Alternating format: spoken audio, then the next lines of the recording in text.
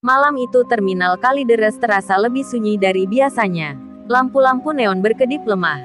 Dan hanya terdengar suara bas terakhir yang meninggalkan terminal dengan deruk knalpot menggema. Di tengah lengangnya tempat itu, seorang gadis turun dari bas malam jurusan Garut, Jakarta. Wajahnya cantik alami, kulitnya bersih, dan sorot matanya tajam namun teduh. Ia membawa satu tas ransel kecil di punggung dan langkahnya mantap. Gadis itu adalah Neng Nada. Datang jauh-jauh dari kampung untuk menjenguk saudara jauhnya yang tengah terbaring sakit di Cengkareng. Begitu kakinya menapaki lantai terminal, angin dingin seolah berdesir berbeda. Seorang tukang ojek tua, Ujang Kodir, yang sedang duduk di dekat warung kopi, menoleh dan menatap lama ke arah Nada. Ia bukan tukang ojek sembarangan. Sejak muda ia bisa merasakan aura orang yang memendam energi gaib. Astagfirullah, anak siapa ini? Aura tanahnya kuat banget. Gumam Ujang pelan sambil mencubit tangannya sendiri, memastikan ia tidak sedang bermimpi. Nada berjalan perlahan, mencari warung atau tempat bertanya arah. Tapi belum sempat ia membuka mulut, tiga pria bertampang sangar mendekatinya dari arah pojok terminal. Mereka bukan sekadar pengganggu malam. Mereka adalah bagian dari gerombolan Cakra, preman yang menguasai Kalideres. Dengan langkah pongah, salah satu dari mereka menghalangi jalan Nada. Malam, Neng, cantik banget jalan sendirian. Mau kemana? Biar kami antar, gratis, kata pria itu dengan tawa mengejek. Nada menatap mereka tanpa takut. Ia tidak berkata apa-apa, hanya memandang dalam, seolah bisa menembus lapisan kulit hingga ke dalam jiwa yang kotor. Salah satu dari mereka mencoba meraih tas Nada. Seketika, tubuh pria itu terpental ke belakang seperti ditarik oleh kekuatan tak kasat mata. Ia jatuh menabrak tiang listrik, pingsan seketika. Dua temannya terkejut, mundur beberapa langkah. Nada masih berdiri diam, tenang seperti tak terjadi apa-apa. Wajahnya tak menunjukkan ekspresi marah atau cemas, hanya datar dan mengerikan. Ujang Kodir berdiri refleks. Matanya membelalak. Innalillahi, ini bukan gadis biasa. Ini, ajian Pancasona, desisnya.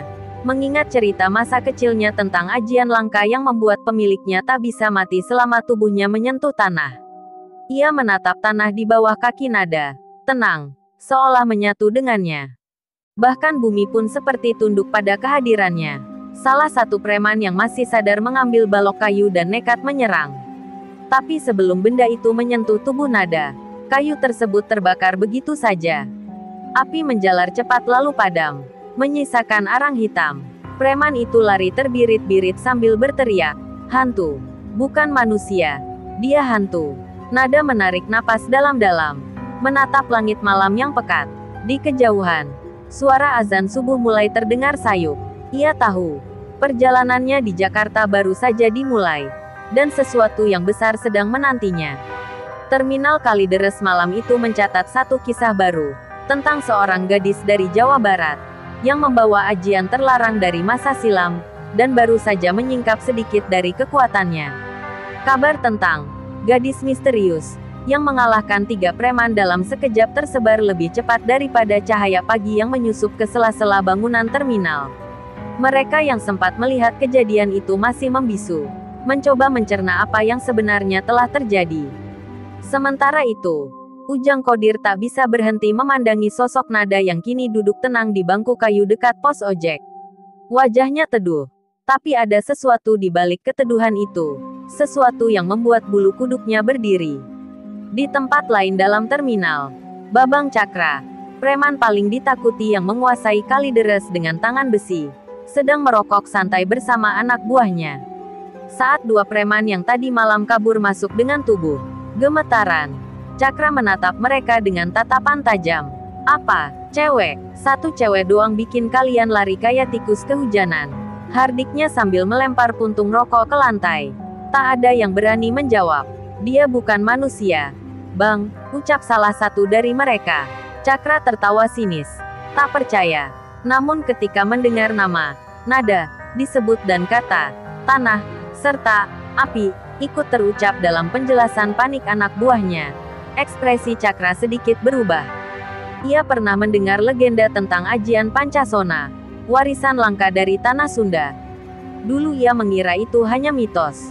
Tapi jika benar, dan gadis itu memang pemilik ajian itu, maka keberadaannya bisa jadi ancaman atas kekuasaannya di Kalideres. Ia tak bisa membiarkan itu. Menjelang sore, Nada masih duduk di terminal, menunggu jemputan yang tak kunjung datang karena saudaranya sedang dirawat intensif. Seakan tahu momen yang tepat, Cakra muncul dengan rombongan penuh. Suasana terminal mendadak tegang. Para tukang ojek, pedagang asongan, bahkan petugas kebersihan mulai menyelinap menjauh. Ujang Kodir hendak memperingatkan Nada, tapi Nada hanya melambaikan tangan kecilnya, menandakan agar Ujang tidak ikut campur. Cakra berjalan perlahan mendekati Nada, diiringi suara derap sepatu bot dan belati di pinggangnya yang sengaja dipamerkan. Jadi ini kamu, yang bikin bocah-bocahku jadi bahan tertawaan? Tanyanya dengan suara berat dan penuh ancaman. Nada berdiri pelan, tubuhnya tegak, sorot matanya menatap dalam ke arah Cakra. Aku tak berniat menyakiti siapapun. Mereka yang menyerang lebih dulu, ucap Nada tenang. Cakra mencibir, lalu menatap kerumunan warga yang mulai mengintip dari kejauhan. Kau pikir bisa datang ke wilayahku, main jurus-jurusan, dan semua orang diam saja? Salah tempat, Neng. Cakra menunjuk ke tanah. Kalideres ini punyaku. Di sini, cuma aku yang berhak pakai ajian. Nada hanya menghela napas. Ia tahu, ajian yang dimiliki Cakra bukan ilmu sembarangan. Bau tanah di sekitarnya sudah berubah sejak pria itu datang, panas dan menyengat. Aku tidak takut padamu, Cakra. Tapi aku juga tak ingin melawanmu, kecuali kau memaksaku, ucap Nada perlahan. Suasana mencekam. Warga yang menonton menahan napas. Cakra tertawa keras. Hah, tak ingin melawan. Besok sore, tempat ini jadi saksinya. Aku tantang kau, duel sampai satu dari kita tumbang. Nada tidak menjawab. Ia hanya menatap tanah di bawah kakinya, lalu menatap langit yang mulai memerah saat matahari tenggelam.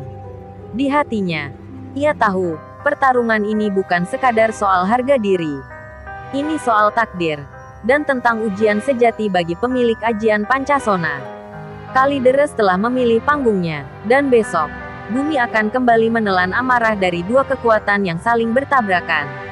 Mentari baru saja tenggelam di ufuk barat, namun terminal Kalideres sudah sesak oleh orang-orang yang penasaran. Mereka berkumpul bak menyambut tontonan langka, duel antara gadis misterius dari Garut dan preman nomor 1 yang tak pernah terkalahkan. Isu yang semula dianggap mitos kini menjelma kenyataan. Dan semua mata tertuju pada satu titik, tempat kosong di tengah terminal yang sengaja dikosongkan untuk menjadi arena pertarungan. Aura mencekam merayap perlahan seperti kabut hitam yang tak kasat mata. Nada berdiri tenang di bawah tiang lampu terminal, mengenakan jaket panjang dan sandal jepit lusuh. Namun dari tubuhnya terpancar keteduhan yang tak bisa dijelaskan. Ia tak menunjukkan sedikit pun ketakutan. Bahkan ketika anak buah Cakra mengelilinginya sambil menyeringai. Di antara kerumunan, Ujang Kodir terus berdoa dalam hati. Khawatir kalau pertarungan ini akan membuka segel-segel gaib yang selama ini terkunci di bawah tanah terminal. Dari arah seberang, terdengar derap langkah berat. Babang Cakra muncul, membawa tongkat baja berukir aksara kuno di tangannya. Tubuh kekarnya dilapisi rompi kulit dan kalung tulang di lehernya. Banyak yang bilang, tongkat itu pernah digunakan Cakra untuk menghajar 3 pendekar Betawi hingga sekarat. Senyumnya miring, penuh kesombongan. Aku kasih kesempatan terakhir, sujud padaku. Aku ampuni kau. Tapi kalau kau masih mau sok jago, hari ini kau kutanam di sini. Nada hanya menatap dalam. Kau akan menyesal, Cakra. Bukan karena aku kuat, tapi karena kau menolak diselamatkan. Suaranya datar, tapi menusuk seperti pisau dingin ke tulang. Kerumunan mendadak senyap, bahkan angin pun seolah berhenti berembus. Cakra mendengus dan menancapkan tongkatnya ke tanah. Baik, biar bumi yang jadi saksi siapa yang pantas menguasai Kalideres.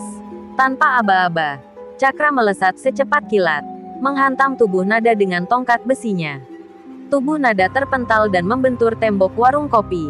Suara dentumannya membuat banyak orang menjerit.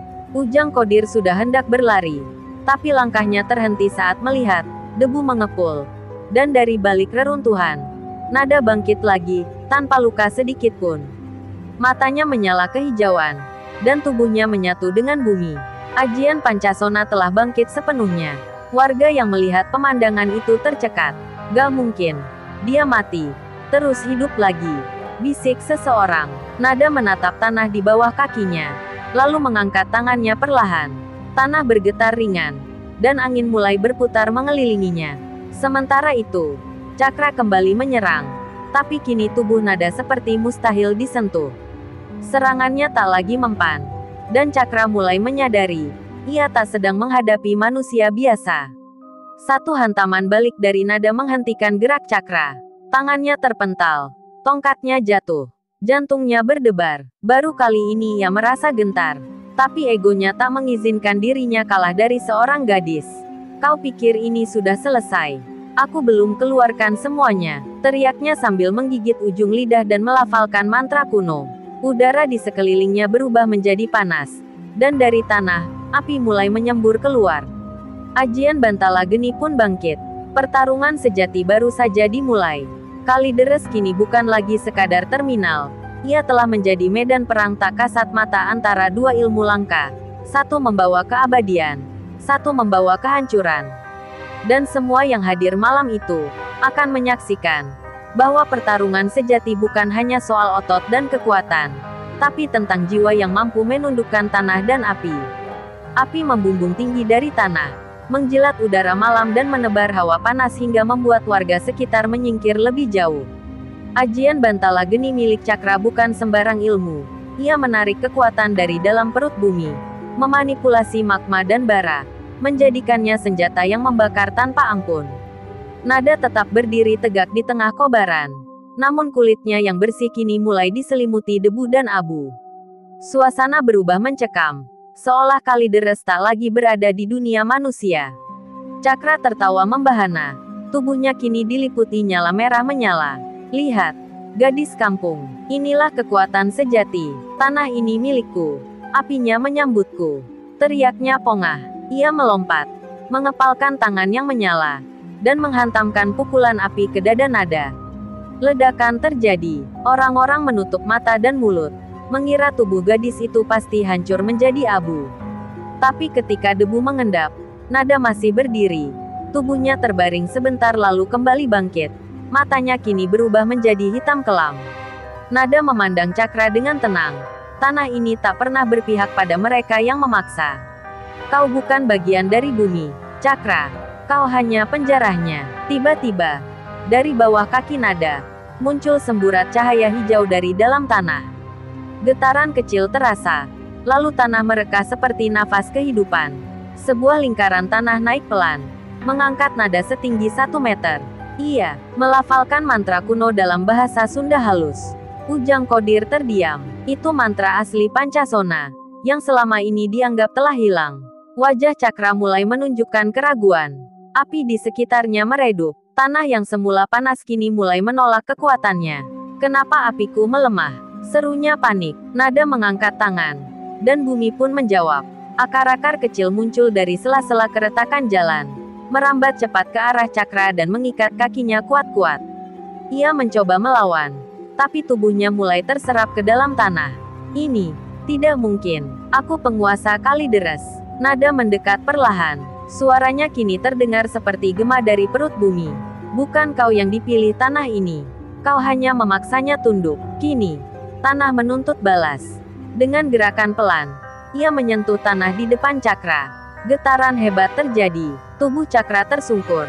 Dan seolah ditelan oleh tanah hingga setengah badan. Ia menjerit minta tolong. Tapi tak ada yang berani mendekat. Bahkan anak buahnya hanya bisa menyaksikan. Diam dan gemetar. Ujang Kodir menangis dalam hati.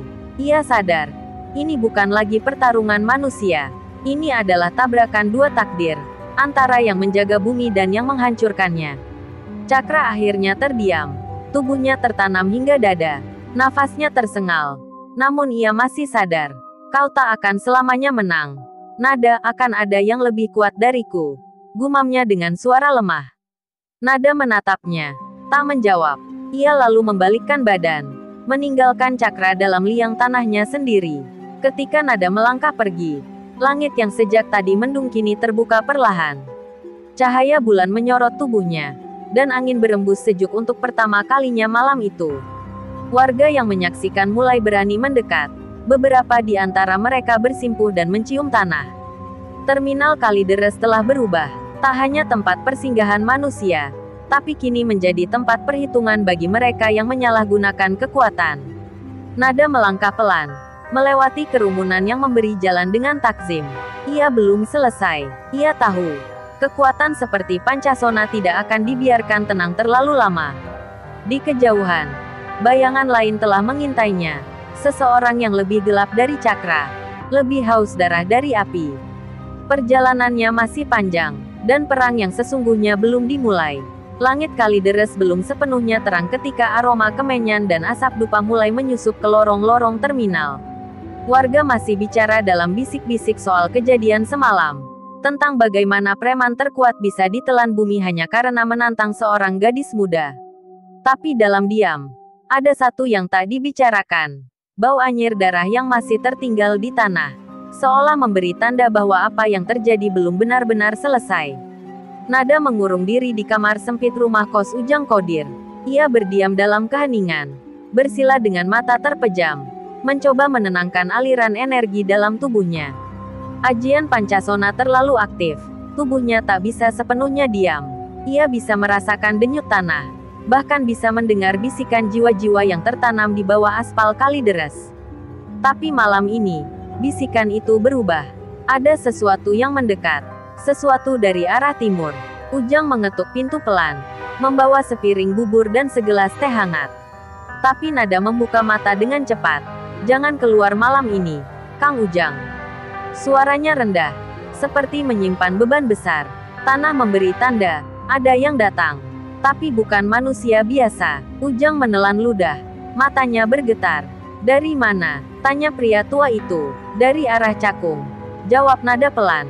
"Dia datang bersama amarah dan dendam lama, yang pernah mengalir bersama darah." Tak lama kemudian, langit mendung tanpa hujan. Terminal Kalideres mulai kembali mencekam. Lampu-lampu padam satu persatu secara misterius. Suasana menjadi gelap seperti malam mati. Lalu, suara sepatu berat menghentak aspal. Satu persatu warga menoleh ke arah lorong masuk terminal. Seseorang bertubuh tinggi besar, mengenakan jubah hitam, rambut panjang dikepang, dan sorot matanya dingin tanpa emosi. Di pundaknya tergantung kantong kain berbau menyengat, kantong berisi tengkorak. "Namaku Bagas Wiratma, saudara seperguruan Cakra. Aku datang menjemput kehormatan yang kau injak," ucap pria itu saat langkahnya terhenti di tengah terminal yang hening. Nada sudah berdiri di atap salah satu pos. Matanya menyipit. Sosok ini bukan sembarangan. Aura di sekelilingnya berwarna gelap, seperti kabut kematian. Ia membawa ajian rawa rontek. Ilmu yang dikenal tak bisa mati kecuali seluruh tubuhnya hangus terbakar hingga ke jiwa. Nada turun perlahan dari atap, berdiri sejajar di tengah terminal, menatap Bagas yang kini semakin dekat. "Kalau kau datang demi dendam, tak akan kau temukan apa-apa kecuali tanah yang menolak kekejaman," ucap Nada tegas. Tapi Bagas hanya tertawa. Suara tawanya berat dan berdengung seperti suara gendang perang. "Tanah bisa menolak, tapi langit tak pernah lupa darah yang tumpah. Kau akan lihat seberapa dalam aku bisa menenggelamkan tubuhmu ke dunia arwah." Seketika itu pula, tanah di bawah kaki Bagas merekah dan menyemburkan uap hitam. Tapi berbeda dengan Cakra, ajian Bagas membuat tanah menjadi tanah mati, kering, retak, dan tak bisa menumbuhkan kehidupan. Nada gemetar sejenak. Ia sadar, rawa rontek dan Pancasona adalah dua kutub yang tak seharusnya bertemu. Ini bukan lagi tentang wilayah. Ini adalah pertarungan dua garis takdir yang tak bisa berdamai. Terminal Kalideres pun kembali menjadi panggung. Namun kali ini, panggungnya tak hanya menyajikan pertarungan, tapi menguak kisah lama para pewaris ajian, dendam antar perguruan, dan masa lalu yang belum selesai.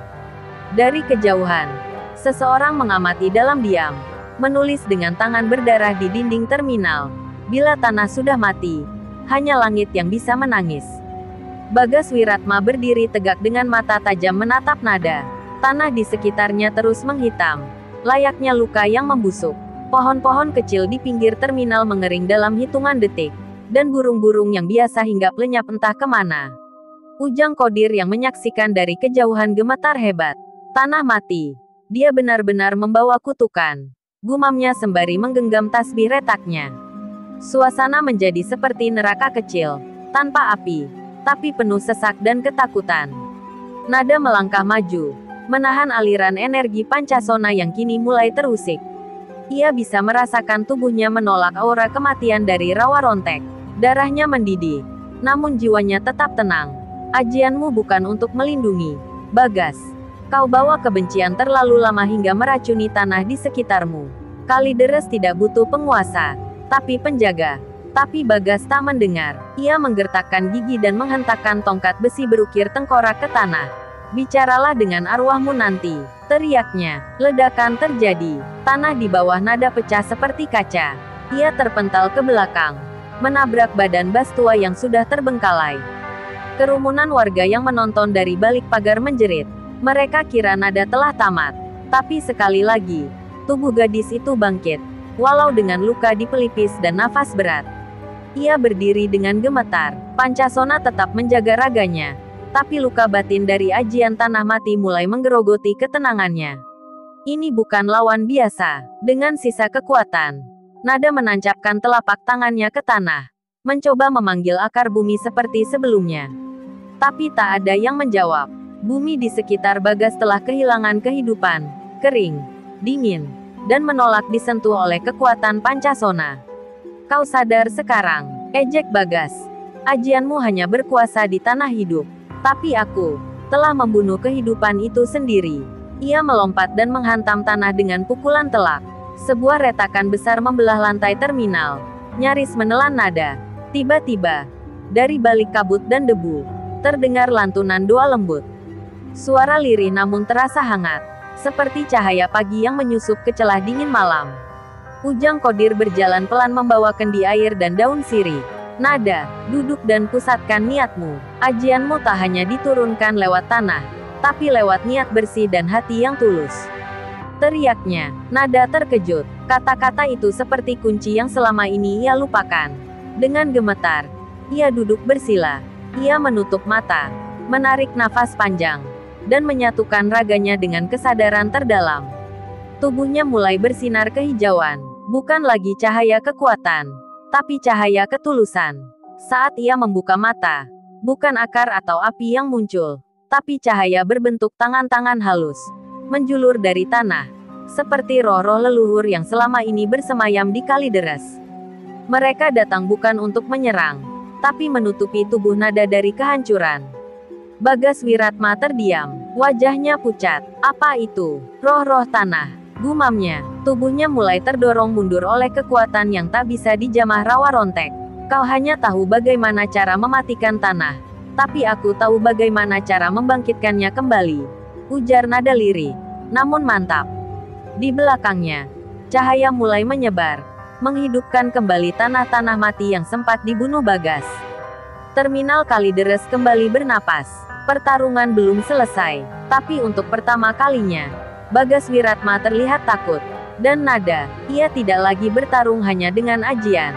Ia kini bertarung dengan warisan jiwa dan kepercayaan dari bumi yang ia jaga. Bagas Wiratma menggeram, tubuhnya yang semula gagah mulai goyah. Tak tahan terhadap kehangatan energi yang menyelimuti tanah terminal. Cahaya dari tubuh nada kini makin terang, berkilauan seperti embun pagi. Tangan-tangan roh leluhur tak hanya melindungi, tapi juga perlahan menyerap kegelapan dari tanah mati yang disebar Bagas. Kau pikir cinta dan doa bisa mengalahkan rawa rontek? Raungnya, tapi dalam hatinya, bayangan tentang cakra yang ditelan tanah masih menghantuinya. Nada berdiri perlahan, wajahnya pucat namun matanya teguh. Aku tidak bertarung demi menang. Aku bertarung agar tanah ini tak lagi jadi kuburan amarah kalian, ucapnya. Suaranya lembut, tapi memecah keheningan seperti petir.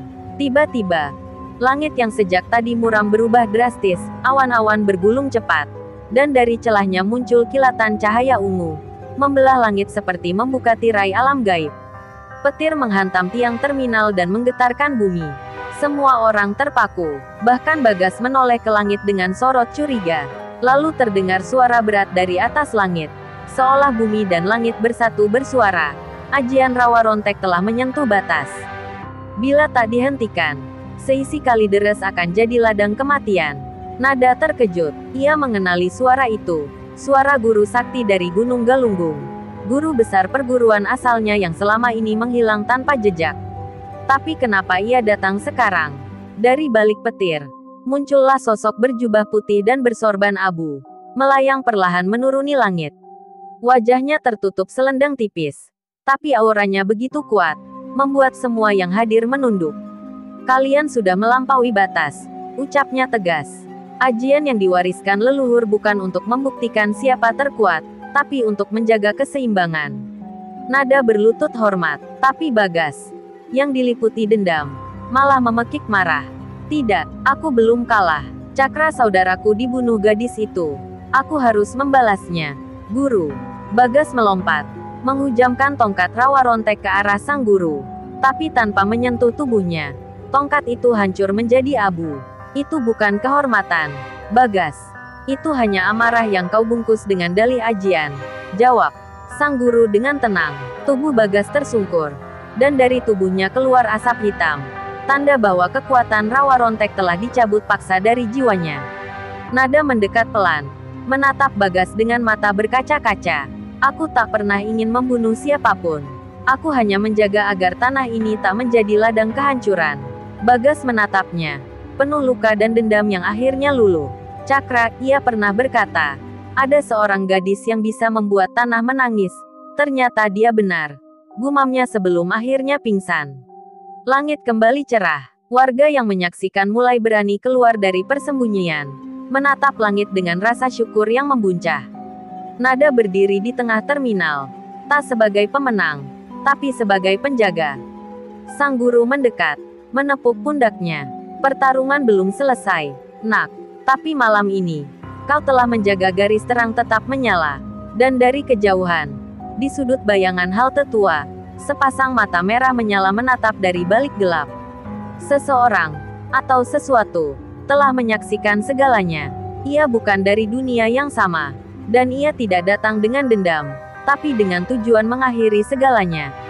Malam itu, ketika semua mengira pertarungan telah usai dan kedamaian akan turun ke bumi Kalideres, langit tiba-tiba berubah merah darah. Awan kembali bergulung cepat, tapi kini bukan membawa cahaya, melainkan kegelapan pekat. Angin dingin menyusup ke tulang, dan aroma busuk seperti bangkai tua menyelimuti udara. Nada memejamkan mata. Tubuhnya gemetar hebat. Ini, bukan dari dunia kita. Gumamnya pelan. Sang guru besar menoleh cepat ke arah halte tua. Dia datang dari balik kegelapan. Melangkahlah sesosok makhluk tinggi besar berjubah lusuh. Matanya merah menyala. Kulitnya kelam seperti terbakar ribuan kali. Dan di punggungnya tergantung rantai besi penuh darah kering. Namaku Jagal Arwah.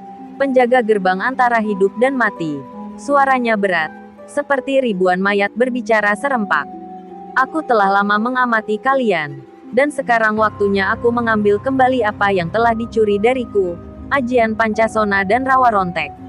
Nada mundur perlahan, tapi tanah di sekitarnya bergetar hebat. Tangan-tangan roh leluhur yang semula membantunya kini seperti ditelan tanah.